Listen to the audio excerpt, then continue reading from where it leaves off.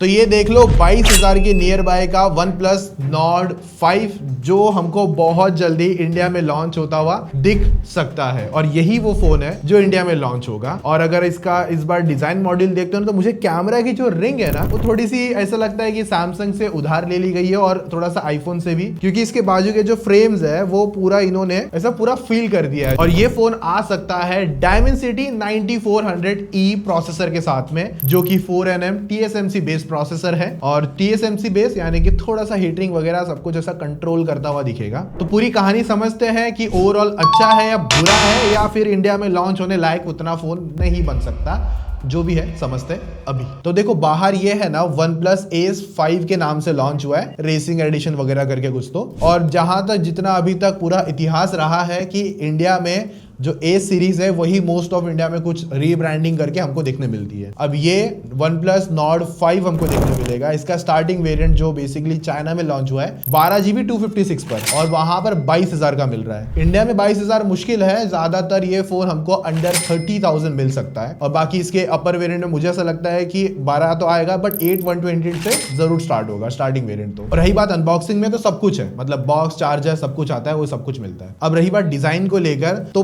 पीछे से अगर इसका जो ये मतलब आइस टाइप का डिजाइन है जो व्हाइट कलर में है और थोड़ा सा मार्बल फिनिश भी निकाल के देता है और ये हाथ में ज्यादा स्मूथ भी है, पहली बार देखने में अच्छा भी लगा। और यहीं पर साइड में जिसके फ्रेम है वो मेटालिक नहीं है, ये प्लास्टिक की फ्रेम है और इन हैंड फीलिंग पे एक अच्छी वाइब तो जरूर निकाल रहा है। कर्व डिस्प्ले नहीं है, चारों तरफ से पूरा फ्लैट है, कहीं से भी हल्का कर्व नहीं करके रखा हुआ है। सामने से बेजल्स भी अच्छे खासे पतले लग रहे हैं, नीचे की तरफ जो same as it is port आते हैं वही सब कुछ हमको देखने मिलता है। और वेट वगैरह भी इन हैंड में मतलब ऐसा बल्कि तो नहीं लग रहा, ठीक ठाक ही देखने मिल रहा है और पतला भी उतना नहीं है, एवरेज कह सकता हूं। डुअल माइक वगैरह सब कुछ इसके अंदर आता है। आयर ब्लास्टर हमको बैक साइड में देखने मिलता है, कैमरा मॉड्यूल के इधर IP64 की रेटिंग होगी इसके अंदर, जो कि थोड़ा सा ऐसा लगता है कि हाँ ठीक है और बेटर हो सकता था। 6.77 इंचेस का FHD प्लस AMOLED डिस्प्ले है, 120 हर्ट्ज रिफ्रेश रेट के साथ में 1300 का HBM निकल कर आता है। हमारे डिवाइस के थ्रू हमने इसका HBM निकाल के देखा है, HDR कंटेंट नहीं है, नॉर्मल में जैसे हम लोग देखते हैं उस हिसाब से। तो जो मैक्सिमम 100% का नंबर है वो इतना नंबर्स अचीव कर लेता है और 100% कलर गैमेट डिस्प्ले ये निकल कर आती है और इस पर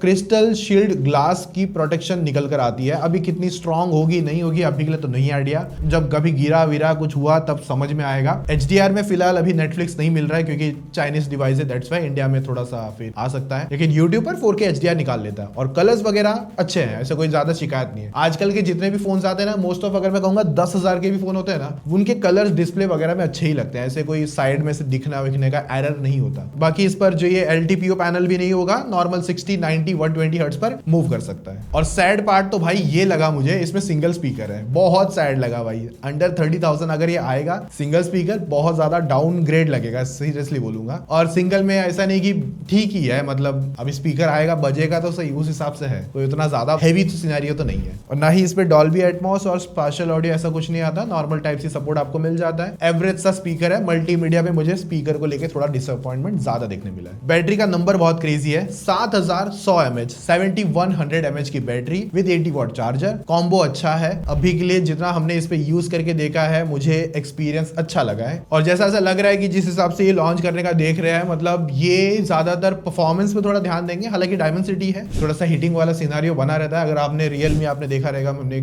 यूज करके देखा था, वो थोड़ा सा ओवररेट लगा था हमको। देखो बैटरी का लेकर एक्सपीरियंस तो यही है कि आराम से आपको 1.5 दिन तक का बैटरी बैकअप देगा अगर आप नॉर्मल यूजर हो तो भी, और हैवी यूजर तो आराम से एक दिन निकाल ही सकता है। Processor Dimensity 9400E 4nm TSMC base processor है, 40 डिग्री मैक्सिमम टच किया था इसने Antutu बेंचमार्क पर और तब इस पर जो स्कोर आए थे वो 21 लाख प्लस के स्कोर थे, जो कि परफॉर्मेंस मोड ऑन करके निकाले थे हमने। और बाकी जो प्राइसिंग रहेगी ना उस हिसाब से ठीक है, बट Dimensity पर बहुत लोगों को मैंने देखा है, जब भी मैं वैसे वीडियोस वगैरह डालता हूँ Dimensity पे बहुत लोग इतने एक्साइटेड होते नहीं है, पता नहीं क्यों। बाकी आप लोग अपने थॉट जरूर बताना, Dimensity वर्सेस स्नैपड्रैगन कौन सा प्यारा लगता है आपको। बाकी रैम अच्छी है, LPDDR5X, स्टोरेज भी अच्छी है निकाल के दे रहा है, CPU थ्रॉटल फिलहाल 65% का हो रहा है, जो कि थोड़ा सा और बेटर हो सकता था। और परफॉर्मेंस में ऐसा कोई प्रॉब्लम नहीं है भाई, आप सारे टास्क इसमें अच्छे से कर पाओगे। इवन आपकी जो गेमिंग सिनारियो है, ये फोन आराम से 90 FPS कैपेबल है। 120 अगर अनलॉक भी कर दिया OnePlus ने इस पर, तो मैं फिर भी इसे ज्यादा अप्रूव्ड कहूंगा 90 FPS की गेमिंग को लेकर। चाहे वो आपकी BGMI है, चाहे वो आपकी PUBG,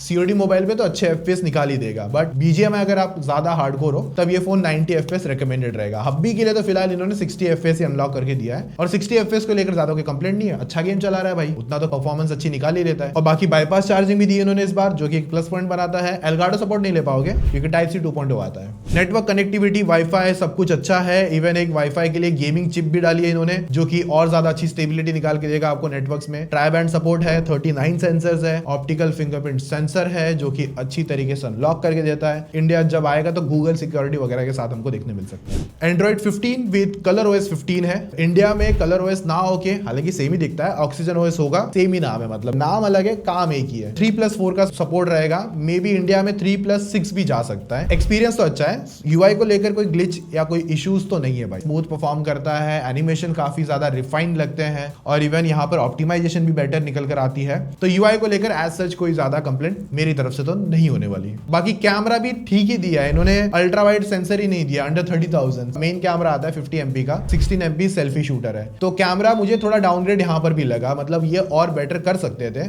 at least ultra wide lens डाल के, भले 8 मेगापिक्सल्स का, बट उन्होंने वो भी नहीं दिया।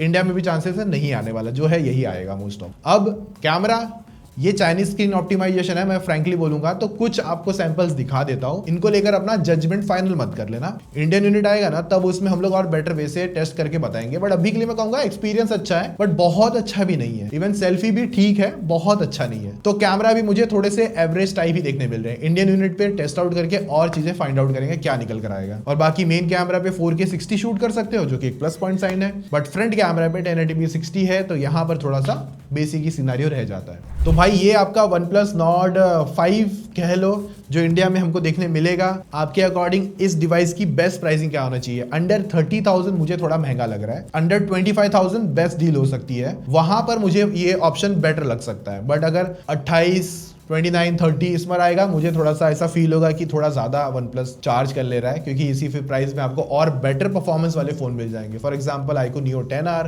Realme का GT7T, लेकिन वो ऑफर लगा के आपको सस्ता मिलेगा, तो 10R एक थोड़ा बेटर ऑप्शन निकल कर आएगा। बाकी आप लोग बताना आपका क्या सिनेरियो, आपके क्या थॉट रहेंगे, कमेंट में जरूर बता देना। और आप क्या चाहते हो इस फोन को लेकर, क्या ये फोन आपको सच में अच्छा लगा है? अपने थॉट्स, अपने ओपिनियन कमेंट में एक बार जरूर बता देना। बाकी ये वीडियो भी देख लो, काफी ज्यादा इंटरेस्टिंग है आपके लिए। मिलते हैं नेक्स्ट वीडियो में, तब तक टेक केयर, टाटा, बाय।